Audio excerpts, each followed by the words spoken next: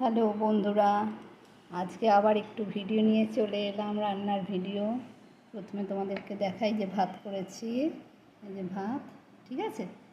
এটা ভাত হয়েছে, গলাটা বসে গেছে প্রচণ্ড, কারণ আমি বৃষ্টিতে কিছুদিন ভিজেছি ইচ্ছা করে। যাই হোক, বলি, এটা হচ্ছে তোমার চুনো মাছের চচ্চড়ি, বেগুন, আলু, পেঁয়াজ, রসুন, আদা, তোমার জিরে, টমেটো এইসব দিয়ে তৈরি করা হয়েছে, বেগুন আলু দিয়ে, ঠিক আছে।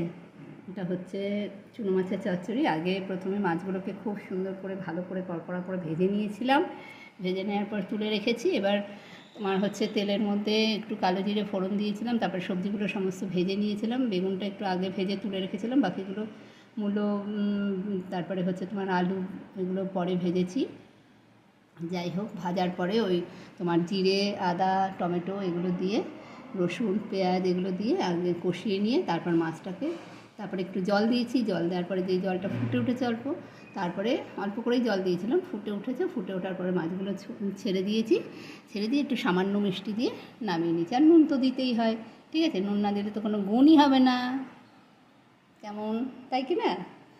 আর এটা তোমার আজকে করেছি একটু ইলিশ মাছের পাতলা কালো জিরে দিয়ে ঝোল, বেগুন দিয়ে। আমি আলুটা অত পছন্দ করি না বলে আলুটা দিইনি।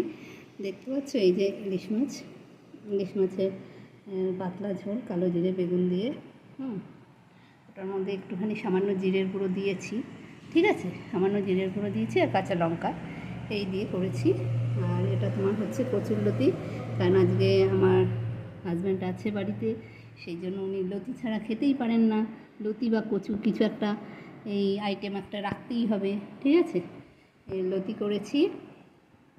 আর এটা তোমার শাক ভেজেছি, কলমি শাক ভাজা, সেটাকেও একটুখানি নারকেল দিয়েছি, তোমার পেঁয়াজ, রসুন, শুকনো লঙ্কা ফোড়ন, কালো জিরে ফোড়ন দিয়ে করেছি।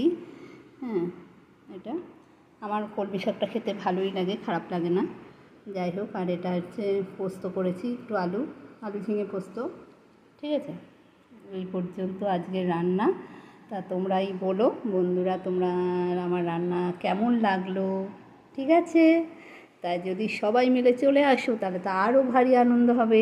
আমি না হয় পরে আর একটু ভাত করে নেব, কিন্তু তোমরা সকলে চলে আসো, ঠিক আছে।